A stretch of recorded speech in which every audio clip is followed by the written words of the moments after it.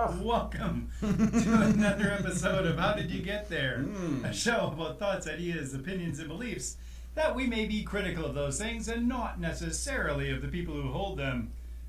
Yeah, so this is our opinions, thoughts, and beliefs, maybe, as we formulate them on the fly a little bit today. Not the opinions of JessFM, Jess TV, Jess personally, or anybody associated with the station, maybe including but not limited to ourselves.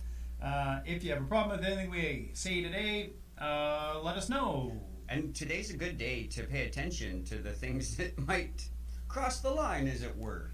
Ooh, yeah. Yeah. So we thought we would discuss with our gentle listeners, viewers, the notion of crossing the line in humor. Yeah. Because I mean, without, I think many parts of humor rely on the discrepancy or the ignorance of the audience.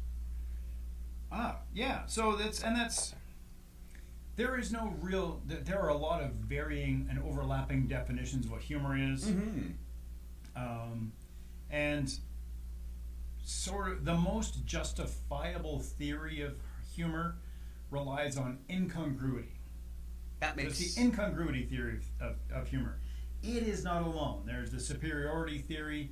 There's the relief theory, and in many ways, they all are variations on incongruity.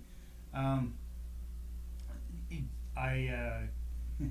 little bit full disclosure here. I do also study humor. I'm an AI guy, but I also study humor.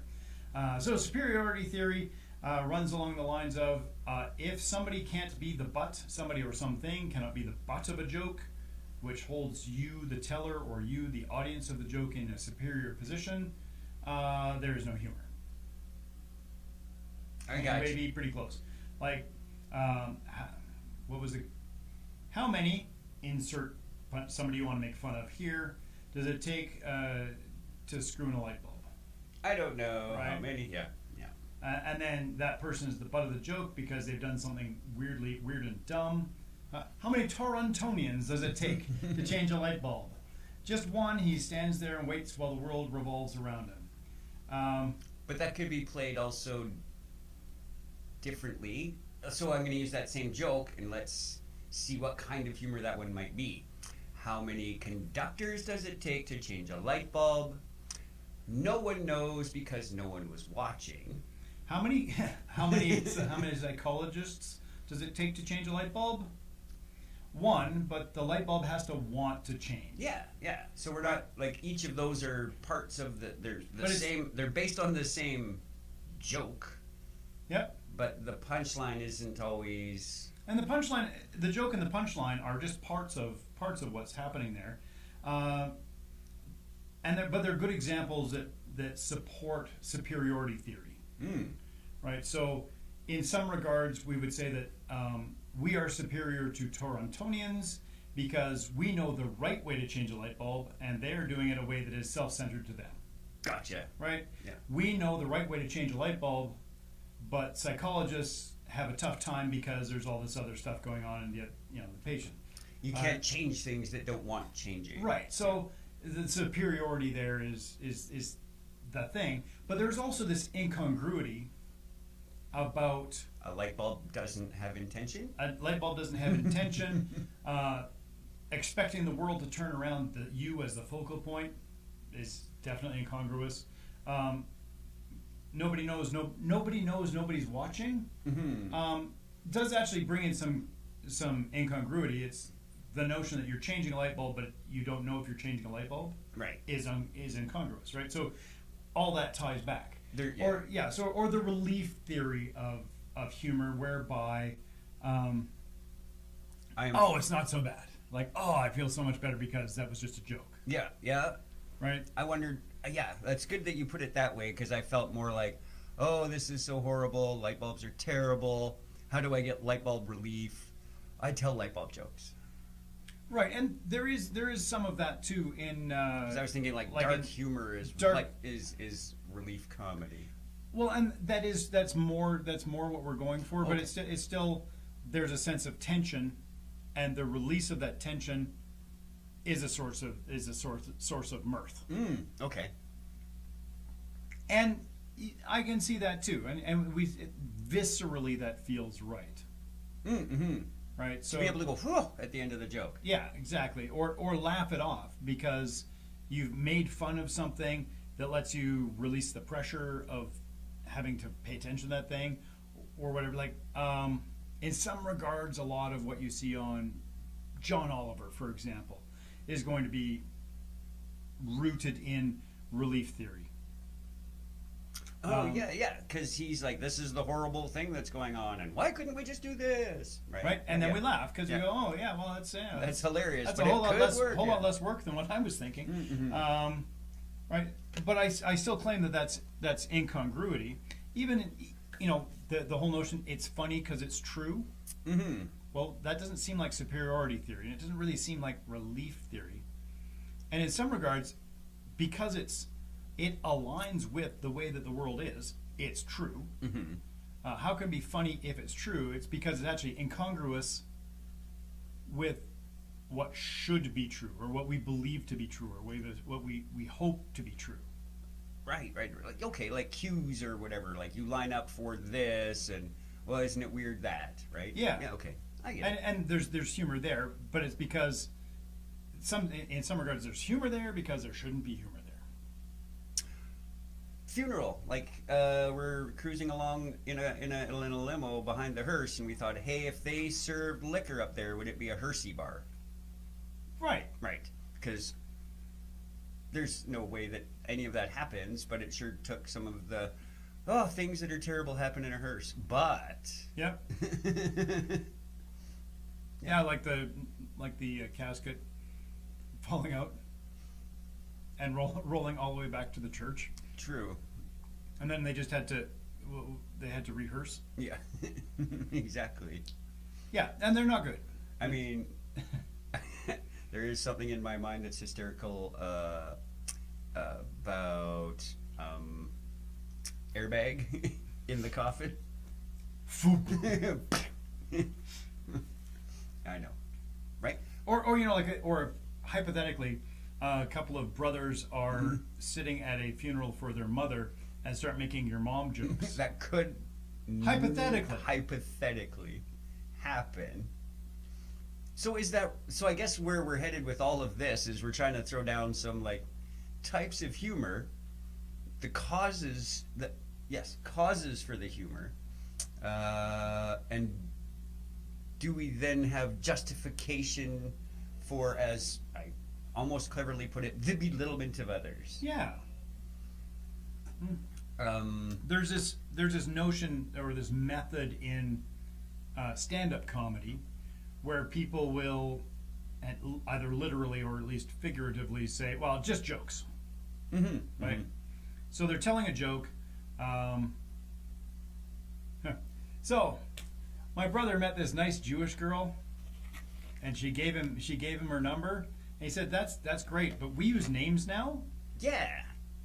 Is that a legitimate joke to tell? Is that fair, or should I write that off as just jokes? I don't think so. I think it's it's a banger of a joke. It highlights how terrible humans were, mm-hmm. And are, mm-hmm. but not in a way, but not particularly at the expense of anybody living today, except for people who might mistake the situation, right? So I mean, it calls to mind history, mm-hmm.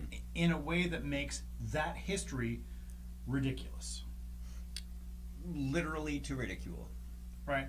It is worth the ridicule, not making light of it, but ridiculing it. I claim that that's a better joke that doesn't require the just jokes disclaimer than how many Jews can you fit into a Volkswagen, right? I believe the punchline was 2 in the front, 2 in the back, and 10 in the ashtray, which is, again, it's a joke. It follows the construction of a joke. And it highlights an atrocity,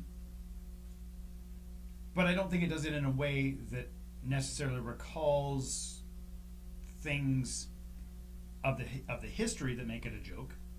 No, it just It recalls them, but doesn't actually point to a betterment.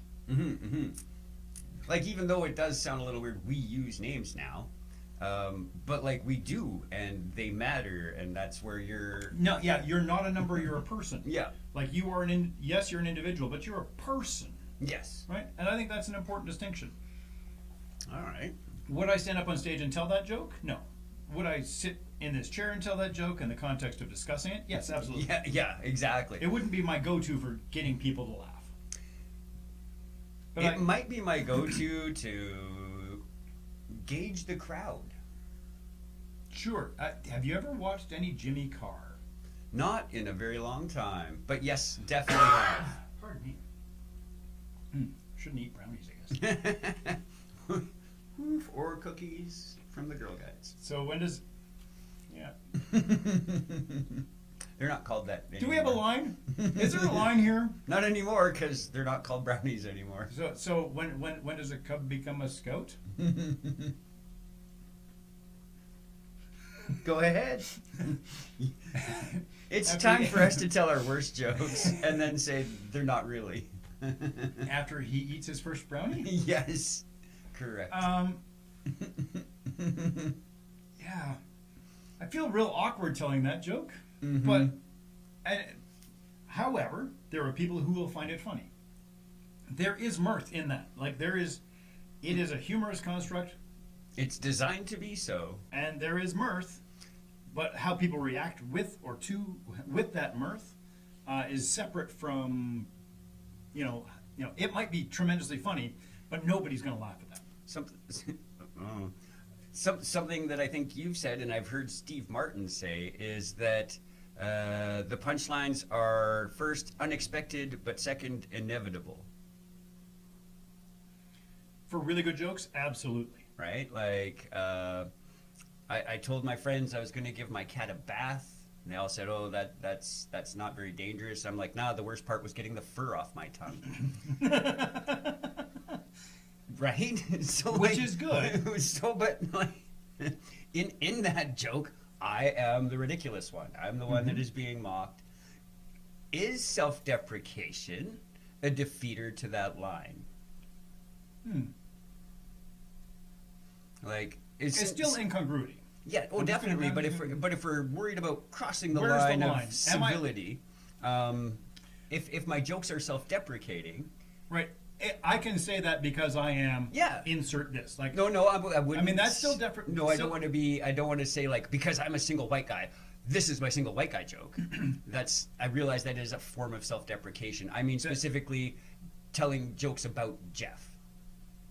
Right, but that's a very specific. Because I am this exact human. That's what makes this funny, and I'm allowed to make this joke. So like, I can't make Jeff jokes. If I'm not offended by my own jokes about me, are those jokes now no longer offensive? Right. Let's start with that kernel. But as you start to spiral that out and go, well, because I am a white guy, I can make jokes about white guys. Well, this is where I wanted to start with that kernel for sure. Yeah. Like and maybe that is the line. Right? I think most people would agree, not all, but most people would agree that if you are making a joke about yourself, you know your subject quite well, probably, and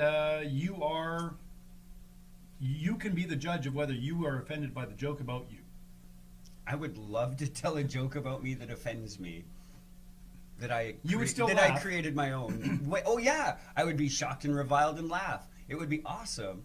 But yeah, I've written some jokes about me that will never see the light of day because they are only funny to me because I am the only one with my context, which is sufficient context to make the joke funny. True. I might share with you because I think you have an insight.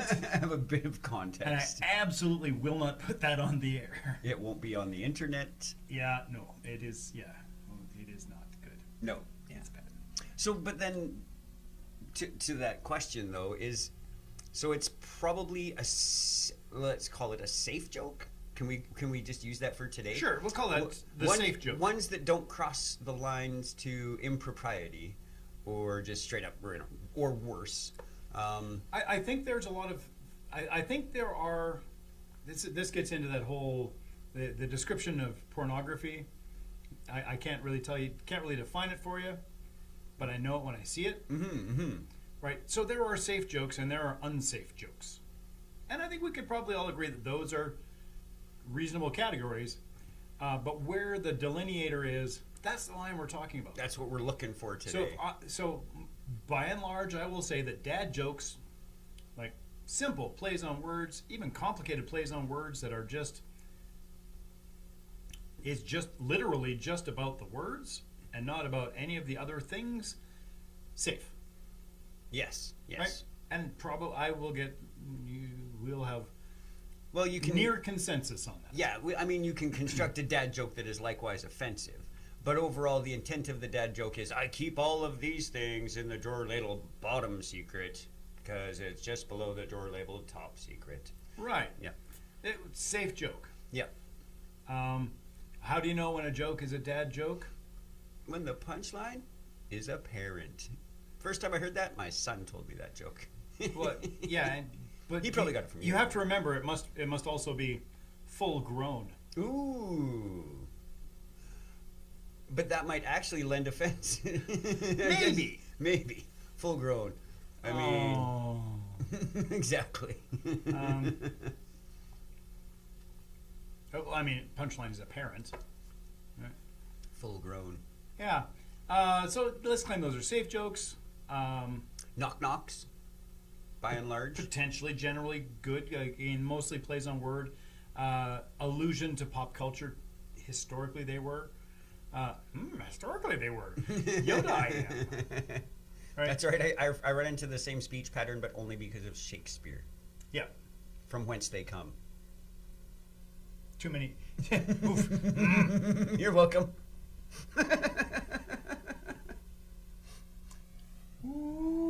Okay. Yeah. Sorry, So whence they came. yes, thank you. That's much better.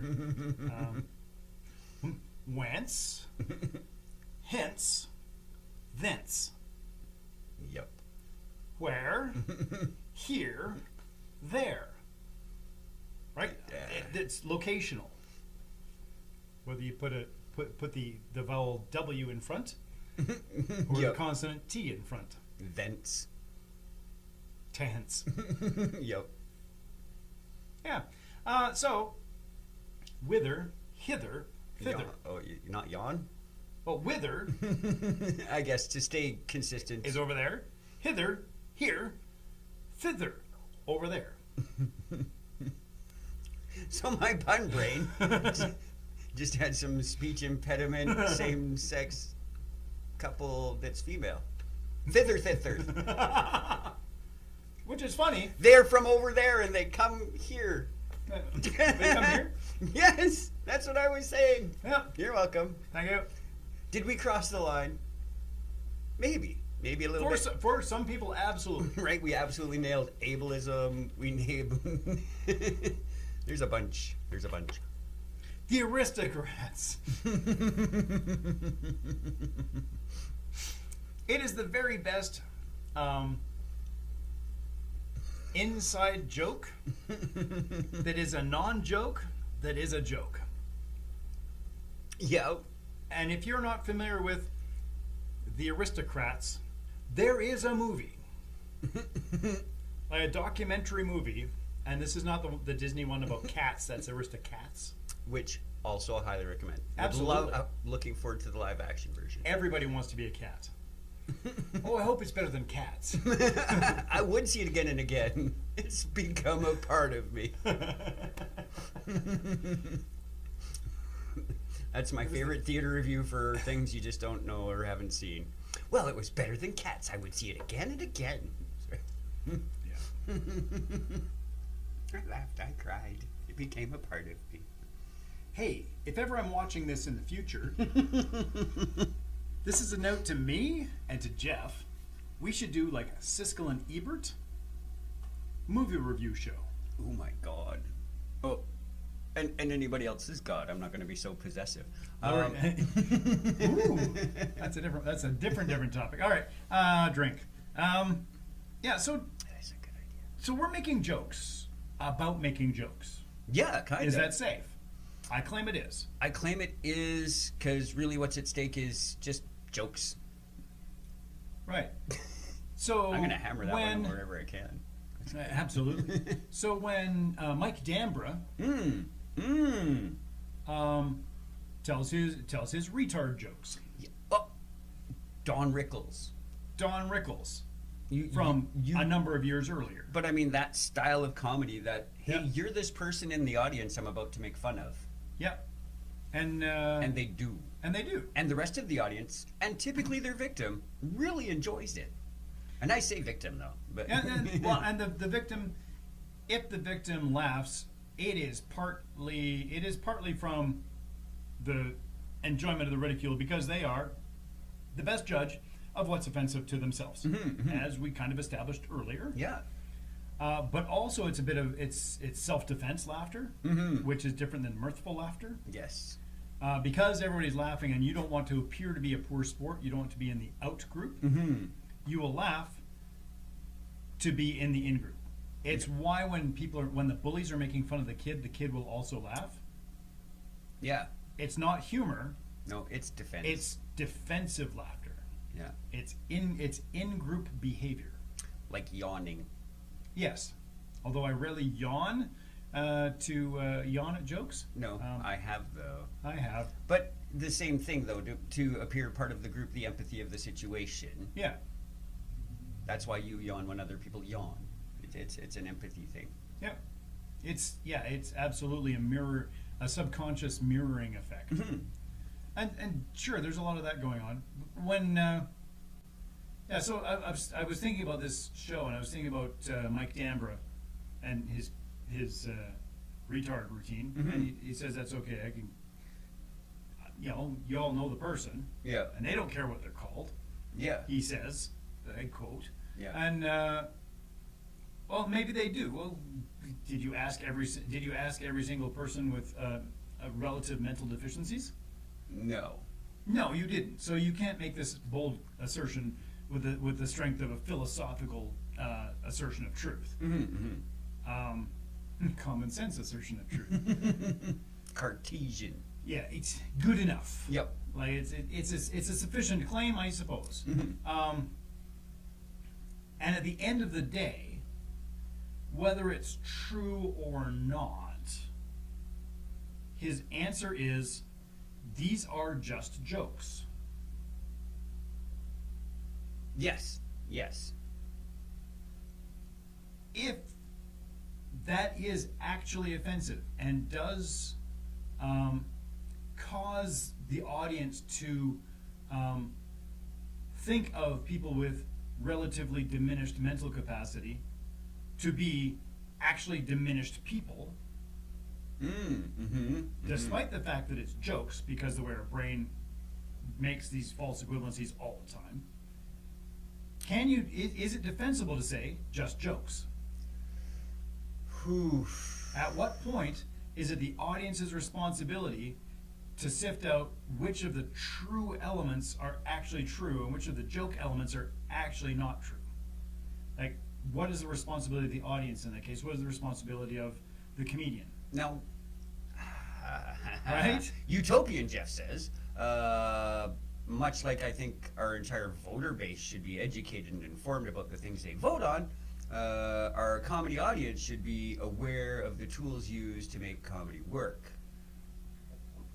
That's like saying, That's Utopian Jeff saying. yeah, but it's also like expecting. It's exactly like expecting then the audience at a magic show to understand how all magic tricks work. Exactly. I want So they're my not entire. fooled. Yes, that's exactly what I'm saying. Except that the whole point of magic shows is to be fooled. feel fooled. Yes. Yes. Do you, though, we could go to a PDQ Buck concert, and then in that realm, the more you know about music, the more comedic value and musical value the PDQ Buck concert would have. Right. So the awareness of The it. more you know. Yeah, but so maybe on one end, the awareness kills the magic, and on the other end, the awareness improves the appreciation. Like if I know if I know lots about humor and I'm watching George Carlin, I'm like, motherfucker, I didn't even catch that before. That's brilliant, right? It's not because his joke changed at all. He's been dead a while, so something new happened. My appreciation for that style of humor or the context in which that has changed. Yeah, Nancy and I just watched season 1 of Schmigadoon on Apple Plus. It sounds a whole lot like Brigadoon should be. Oh, this is a brilliant thing. It actually has a Lethbridgian, take your pick, in the cast. Cool. Maybe. Yeah, Marina Lazaretto. Okay, yeah. She sings and dances. We like her. She's amazing and a gem to watch in the show. So I met her when she was doing LMT. Schmigadoon is basically LMT. No. Good. Oh wait. Right, so honestly, take that for what you will, LMT people. I promise this is not off track. This is exactly on track to where we were. So this show, Keegan-Michael Key, Peel, whatever. Key and Peel. There's separate people. Yeah, Keegan-Michael. He's Keegan-Michael Key. I think so. And somebody else whose name I can't remember.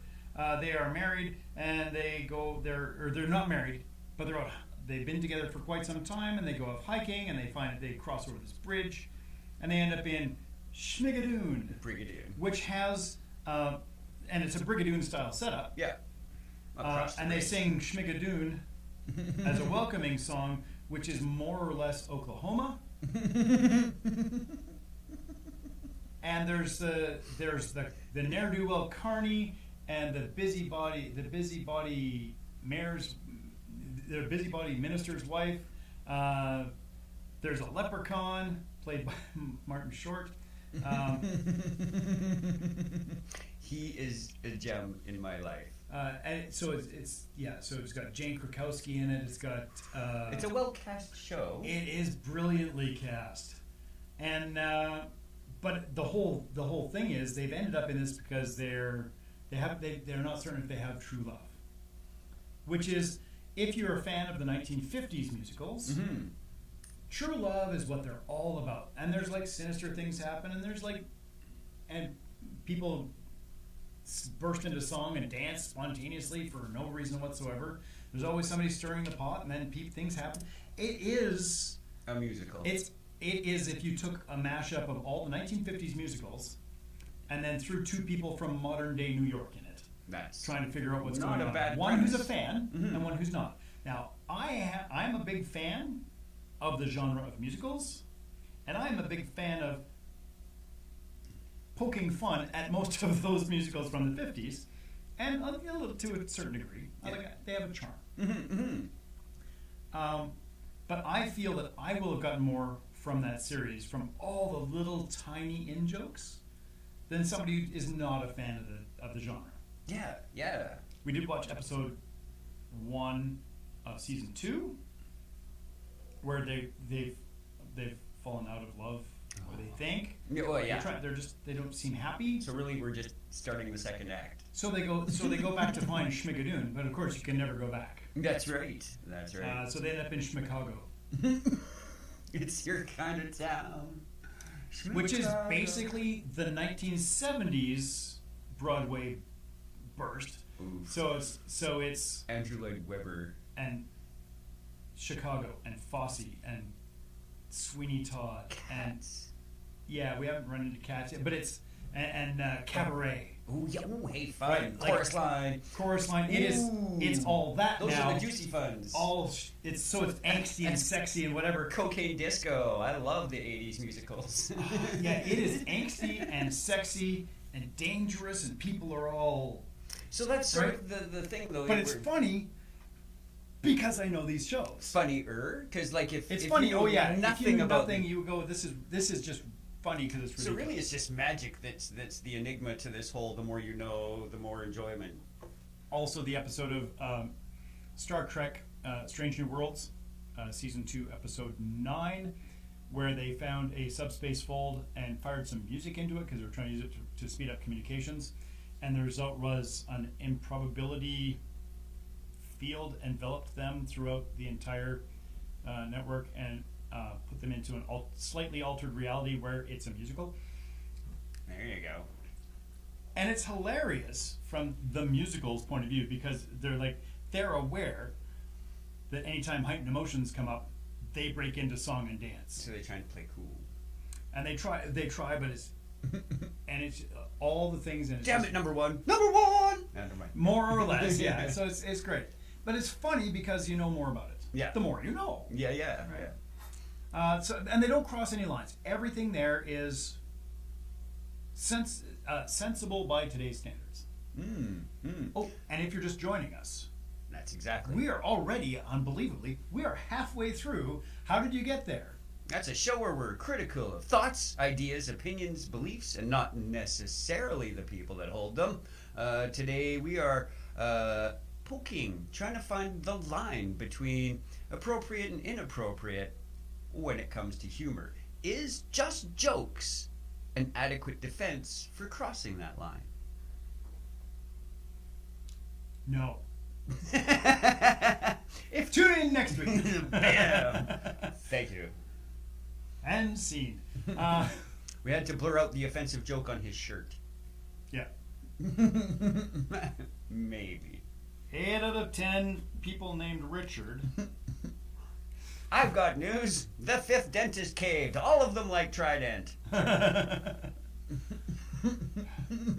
So I was having coffee in Brew Lab in Edinburgh, Scotland, 5 years ago-ish, and I overheard a conversation at another table. Yeah. Where somebody called somebody a dick. No, somebody called somebody a pussy. Mm-hmm. And the person across the table took offense and said, "You can't use that. Doing that kind of thing is being a dick." And I said, "Ho, ho, ho, ho. Wait up there." I didn't say ho, but... Because that's also, like, you know... Yeah, farm pimpish. implements have... I thought you were pimping. Ho, ho, ho. Right, so I sort of at that point went, you know what? If you're going to call this bad because this reason, then let's just be ridiculous about it. Just say let's not use gendered epithets. I've actually been trying really hard not to since you've told me this story. It's difficult. Although, plus side, pussy doesn't fall into that category. It's pusillanimous. Lanimous. No, but it does because... People have taken it to the new meaning. Just because of what something did mean. Okay, but what if I call it? What if I use it that way?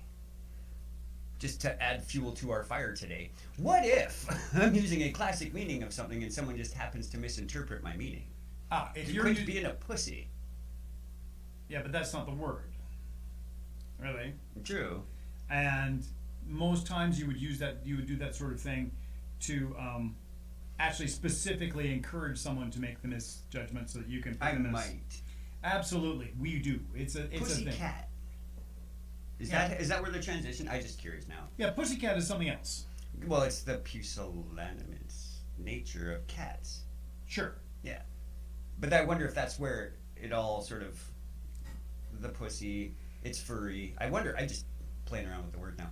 Yeah, so... What makes me think of this is the number of jokes that are rooted, no pun intended there, in reproductive bits. Yes. Right. So there was an episode of in an early season of South Park where and I don't know the kids' names anymore because I don't watch it nearly enough. Sorry, Terry. But the kid that's got a stammer, and he's talking about someone, I'm going to say Susie, doesn't matter. That Susie, she's a cunt. She's a cunt. She's a cunt.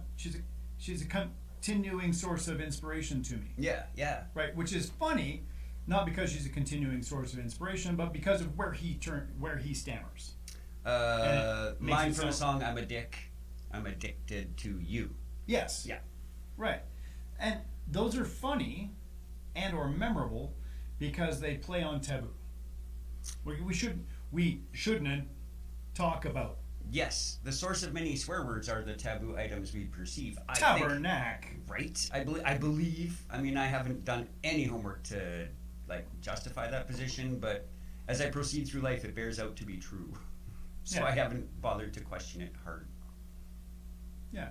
So is it okay to make? I have heard it said it's not okay to make jokes about people's reproductive body parts. I would tend to disagree. Choose your audience. Mm-hmm. Mm-hmm. But I've also heard it said it's not okay to make fun of people's appearance. Marginalized groups. Anything that over any trait over which someone has no control. Mm-hmm. Mm-hmm. Ha! You can't run upstairs. You don't have legs.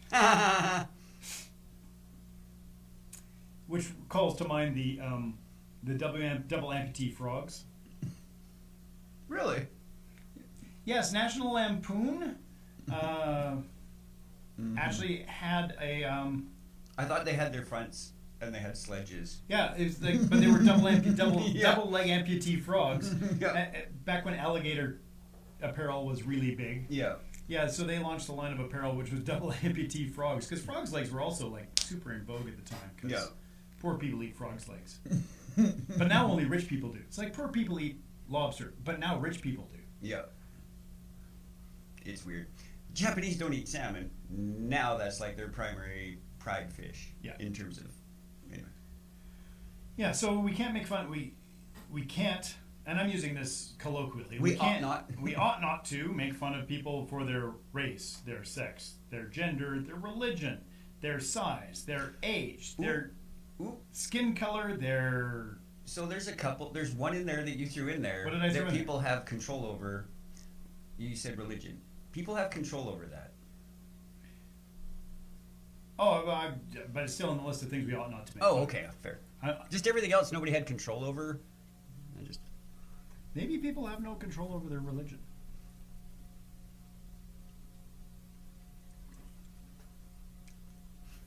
Like from a coercion method, like if you leave the faith, we kill you? Forget that I said elephant. Fair. But that doesn't make me... You can't control that now. It's in your brain. Right, but I mean, I can still not be a member of the faith I still am aware of. Right, but it's still in your brain. Just because I know about elephants doesn't make me one. Ooh, can I make you an elephant? You could. I'm not God. I'm Steve. Much more powerful. I've actually seen the penguin eating god in meme status already. Nice. Yeah, it's very good. When did that first appear? I'm thinking 6 or 7 years ago. This is the first I heard about Sorry, it. penguin eating God, as in the penguin eats God? Yes. Eats all gods. Oh, perfect, yeah. And that's how we Can't know. prove that it doesn't exist. And if you can't prove, and if you can prove that the penguin exists, then it doesn't matter because that penguin has eaten your god. Yeah, so I'm reminded of the webcomic Goats, which 15 years ago, John turned God into a pork chop and ate him, thus rendering the universe without the omnipotent God. Yeah. Because, you're so omnipotent, can you turn yourself into a pork chop? Poof. Exactly how that played out. Yep. Which is funny. And kind of super sacrilegious, because John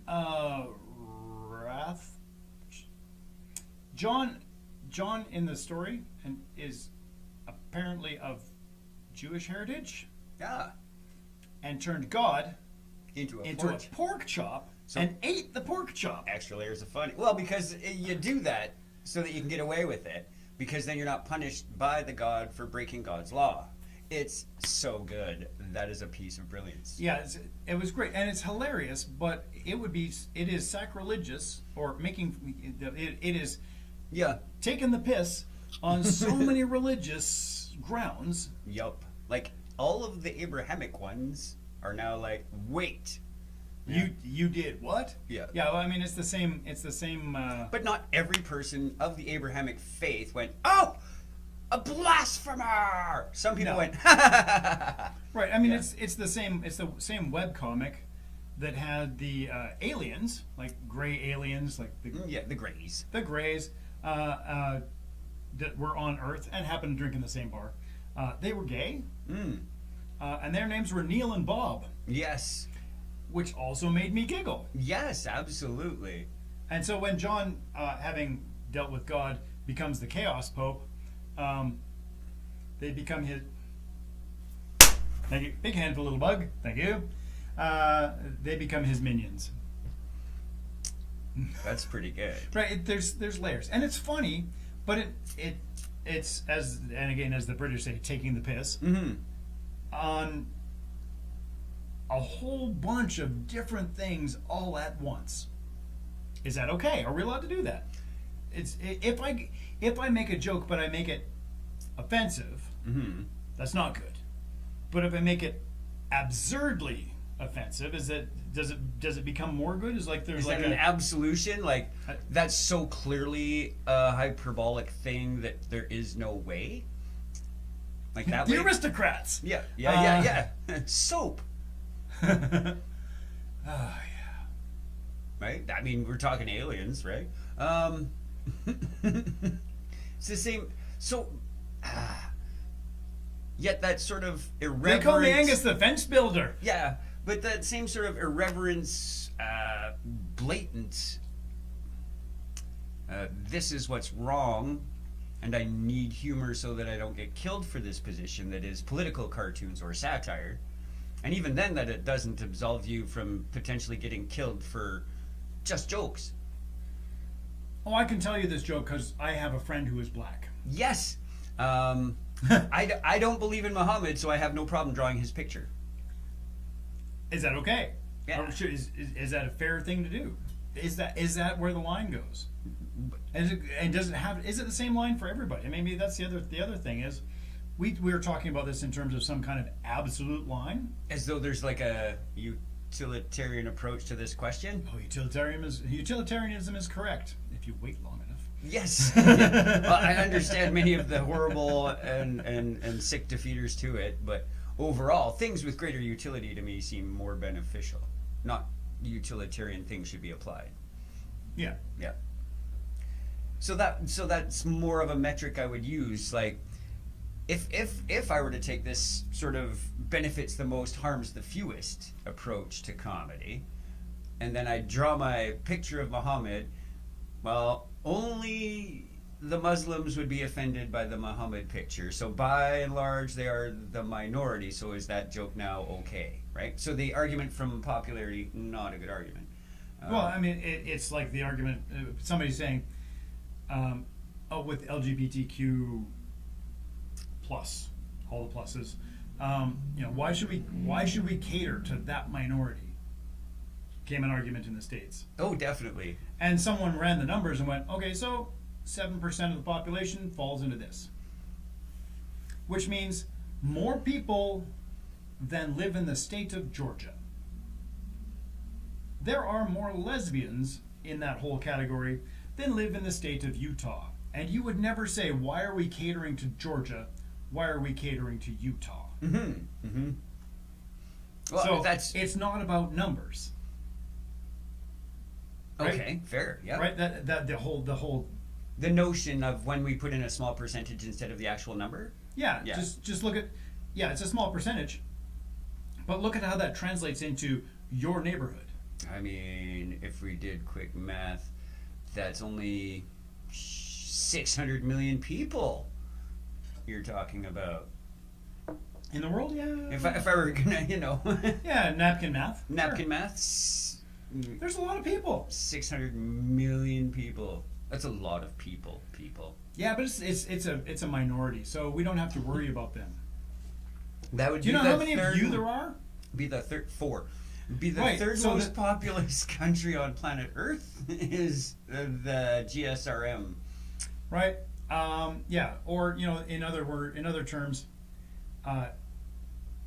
if it's only a small number of people, and we shouldn't cater to a small number of people, you are one. That's a very small number. I'm not going to Piss cater. off. Yep. Absolutely. I mean, but there are like 3 other people that are basically me. Same fingerprints, anyway. Yeah. Wow, you're 1 in a million. Great. Great. Yeah. 8,000 other people just like me. Like at least, I think math says 80, but yeah. No, it's only 8 billion people. Oh, true. Yeah. Right, Yeah. So. Yes, sorry. Yeah. So is comedic? So let's say that the line is relative to the audience and the joke teller. The presenter and the audience, and sometimes for things that are humorous, the presenter and the audience are the same person. Like I make jokes for my own amusement all the time. I do things to amuse myself. Sometimes people at the conference table hear me, but that joke was just for me. Right. Yeah. Which is fine. But is there a line in joke telling? Maybe there is, but it depends on those things. But is that just another extension of moral relativism? I mean, I am a moral relativist, and so I would say yes. I think Did you say amoral relativist? I might have. Or immoral relativist. It's because I touch my family weird. I'm an immoral relativist. Oof. Your mom. Terrible. I almost had a point too. Dang it. But yes. So, really what matters then is don't be such a dick about defending your joke.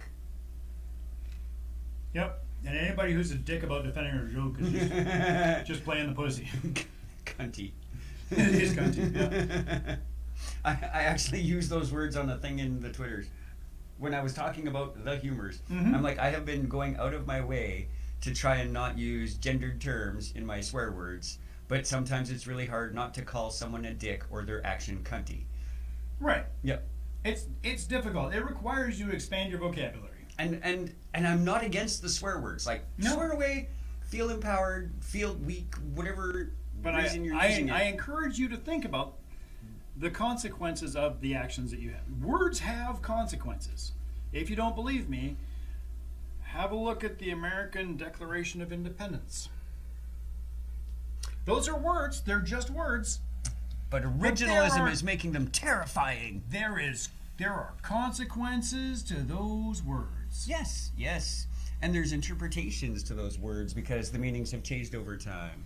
Yeah, so I like to use the word happy when I say, like, and I play a game online called Race for the Galaxy. Fun little card game. And at the beginning of the race, when I meet the opponent on the internet, I say, happy racing. A lot of people say good luck and have fun, and I say, happy racing. I'm just wishing them good luck. The best of fortune. The best of fortune. The pursuit of happiness is not about being joyful. It is about the pursuit of good fortune. The pursuit of good fortune.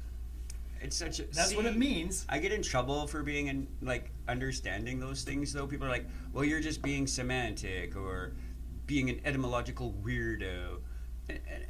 I'm not just doing those No, things. Exactly. I'm like, that's the foundation for the thing I'm doing. But look at us learn together now that I've said this word to you. Yeah, and it doesn't. If you are concerned that this word that you thought meant one thing also means something else, I mean, ask the question. Think about it. It's cool, right? It could be cool. Like temperature-wise, Right? environment-wise. So if you can't be cool, The fact this room has a certain energy. Feeling the coolness vibes. you can literally use any collection of sounds to mean anything you want it to mean. Mm-hmm. You will be more successful in your communication if the collection of sounds you choose means something remarkably similar to an audience. Yes, yeah, I could be blarba-blarbing, and it means everything to me. Everything. But it's useless in terms of two-way communication if no one knows what I mean when I say those things. One of my favorites is grok, which entered the English language in a novel in the 50s. Cool. Heinlein. I believe it's from Stranger in a Strange Land. Indeed. And it's a particular kind of deep knowing. Like when you know something thoroughly, inside and out, from top to bottom, you grok that subject. But now it's actually a thing that people say. Is it? It is. I've heard people say it conversationally. Whoa, wait. And Really? it really only took, 50 to 70 years to get to the point where enough people use it that I would run into somebody. I have another word from that era for you then. Creative. It wasn't really a common usage word until the 50s. Because we did not wish to deem ourselves as creating. Because that was one thing's job. So it was a word that was like, we got to be careful how we use this word. Because there is a creator. And so if somebody else is doing that, that could be blasphemous. So we didn't really bandy that word about until about the sci-fi revolution. Does that mean I could be skeletive now? Yes, you could be. Is it? Taste the wrath of my breakfast burrito. Oh, that's Skeletor. My bad. Right. So I mean, if you can't be creative because there's a creator, then we can't be skeletive because there's a skeletor. Exactly. Now, does that make fun of the creator that is dear to some people's hearts? Yes. When I make that joke? I hope so. Did I cross a line? So what happens when I have an intent like that, where I'm telling a joke and I just actually hope someone's like, "Kah." I want to offend, telling a joke because you want to offend someone. And it's not a specific someone. I'm using this joke to find out who will be offended by this. It's like who doesn't want to? It's like dropping a boulder into Cool. a deep cave. I was gonna go with water balloons. You could have that nice hot day, and you're like, people look hot. I'm gonna refresh them. Whoopish, whoopish. And you some should people, thaw them first. some people would definitely be like, dude, another one. And other people would just be so angry. Right. Yeah. Yeah. Feel free to take that with you to your next conference. Just a bag of water balloons. Yep. I have a humor test for everybody in the audience today. Yeah. Whoop, whoop, whoop, whoop. As we I actually feel like halfway between stand-up and Gallagher, because he was also stand-up. The watermelon smashing. Andy Kaufman. Yeah, okay, so those, performance people, he definitely does those jokes for himself. But Other people can find the humor in him just standing there. In a dissertation of the phone book. right. Oh yes, Robin. I really appreciated Robin Williams as John Houseman reading the phone book. Yes. Like that's hilarious. But I think it crosses the line because John Houseman is like an institution. I mean, Robin Williams is an institution by that very merit, then. Although Robin Williams is a really good actor, in my opinion. Yeah.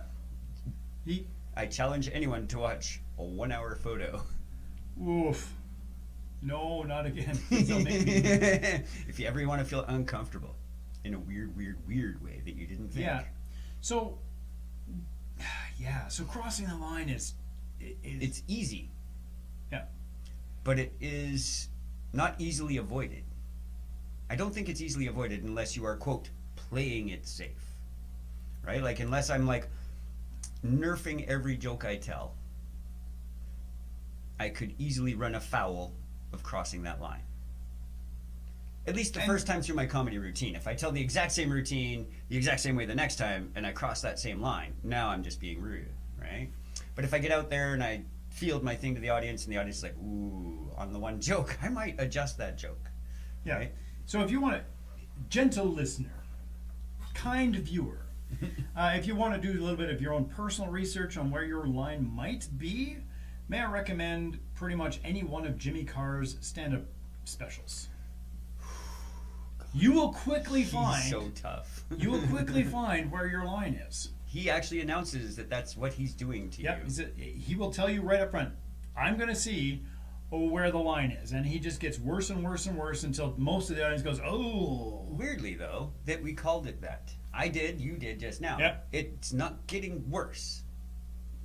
I realize that's how we describe it, Yeah. right? It's just he's leaning closer to a place that people find uncomfortable. But it's not specifically worse, I don't think. To some extent, his jokes must be better the closer to that line he gets. Oh, and this is the thing that that good comedians will tell you, most comedians will tell you, is they want to be on that line. They want to be on that line, leaning over the precipice of the displeasure of the audience. I phrase it that way. I've never heard anyone else say it that way, but that's what they're saying. That's So I want to really be good. here. They want to be like Yes. top of the world, leaning out over the bow of the Titanic. I did this with the one act. Here's a big open stage. I'm going to make these people walk over, have interactions. They're not going to speak, and my audience is going to lose their mind. I'm going to love this. There's going to be 10 minutes of people not saying anything. Oh, and when they finally did, that audience went, right? Right? Like, you could hear the audience just like, say something. John Cage Yes. with music. It's like 4:37. It's like pianist sits down at the piano, opens the piano, puts the music on the page, Starts counting the rests. and at 4 minutes and 37 seconds, closes the piano, stands up and takes a bow. The audience doesn't know what to do. But he did have the piece. It was just rests. Yep, it was great. It was awesome. Yeah. I think he took some of them too fast, though. Yeah. He should have had a metronome. It should have been 4 minutes 83. Yep. So, We're close. We got minutes. We got minutes left. In summation, lines 2 plus will 2 be is 4. crossed. Probably. When someone is critical of your crossing the line, don't obfuscate what has happened. Do not be dismissive of the complaint. Either It's just a joke, man. Yeah. Can't you get it? Can't you take a joke? That is super defensive it's right, and or probably inappropriate. it makes that bad situation worse to defend it that way, I think. So just acknowledge it. Hey, I didn't realize that, right? Because I don't know everybody in what pop percentage or what total numbers of people Or have not been affected by the situation I'm currently discussing. Or try and think about your jokes before you speak them. Oh gosh, yes, please. Like, Yeah. if I was the retard in real life, and if I was Mike Danborough and thought, boy, if I took a brain injury, would I Yeah. want people still telling these jokes? And actually, Mike Danborough probably would. Yeah, he would. He Yeah. absolutely would. I mean, I learned my lesson in junior high shop class. Sorry, Eldon Sandusky. I am terribly sorry for I can pass this on personally next time he comes to class. misreading. No, please do not. Misreading the audience in that moment when I came into class and I said, I got a great joke. What's white and sticky and hangs from the clouds? He did not appreciate the coming of the Lord. And I was taken aside and given a stern talking to. And that was the end of telling jokes in shop class. Darth Vader with a cup full of white fluid. I said, bring me the rebel scum. Punctuation is important. All right, so this has been a questionably tasteful episode of How Did You Get There? We actually did pretty good. I think we could have done we could have been so much air quotes worse or offensive to more people, but that wasn't the point. The point was to nudge at the idea that maybe there is a spot that's too far, but if you understand where you're going, go there. People go to Mars, maybe. People go to the bottom of the ocean and maybe come back. Maybe. Right? So if you're going to take jokes and you're going to go somewhere, be prepared for the consequences of trying to go where your joke is not prepared to go. So I guess it's spending $250,000 on a trip to the Titanic, worth it. Becoming part of the exhibit, priceless. Right? Fun for the whole family. Eat the rich, or eat Atlantic salmon. Yeet the rich. Well, they want to go. The company wants to go to Mars. Venus. They want to make floating colonies on Venus. Okay, they've dealt with high pressure now. We'll be back in 2 weeks' time. There's the jokes. Unless we just got canceled.